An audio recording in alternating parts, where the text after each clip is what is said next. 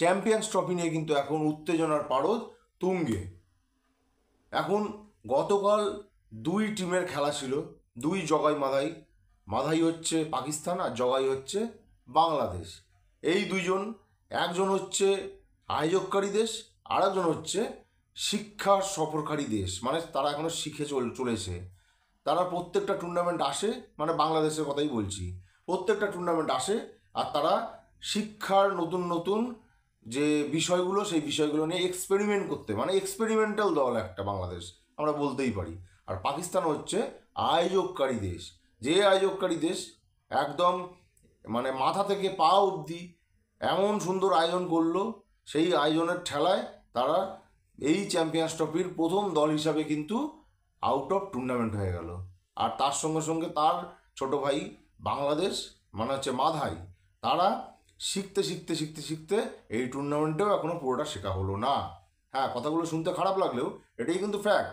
দুই দল একদম পরস্পরের প্রতি এতটাই মিল যে মিলের চোটে একদম পুরো মানে গড়মিল হয়ে গেছে পুরো টুর্নামেন্টটা।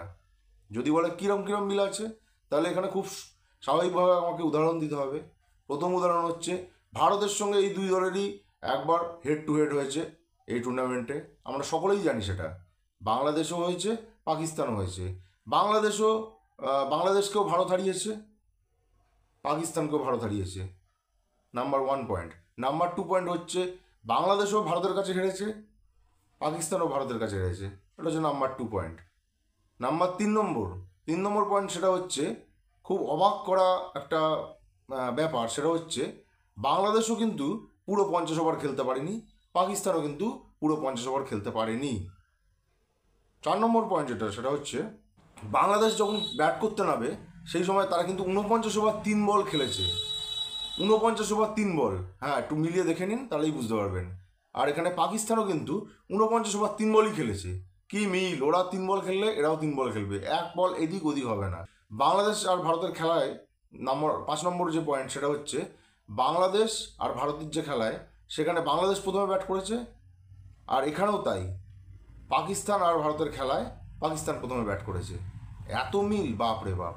এবং সর্বশেষ যে মিলটা, সেটা হচ্ছে বাংলাদেশও দুটো ম্যাচের মধ্যে একটা ম্যাচও জিততে পারেনি, পাকিস্তানও দুটো ম্যাচের মধ্যে একটা ম্যাচও জিততে পারেনি। বৃষ্টির কারণে বাংলাদেশ আর পাকিস্তানের যে খেলা, সেই খেলা কিন্তু ড্র হয়েছে, অর্থাৎ 1-1 পয়েন্ট তারা ভাগ করে পেয়েছে।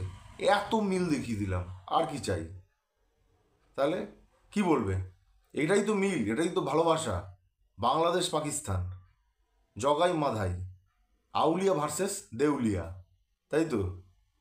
একজন শিক্ষা সফরকারী দল আর একজন আয়োজক দল। খেলা জমবে।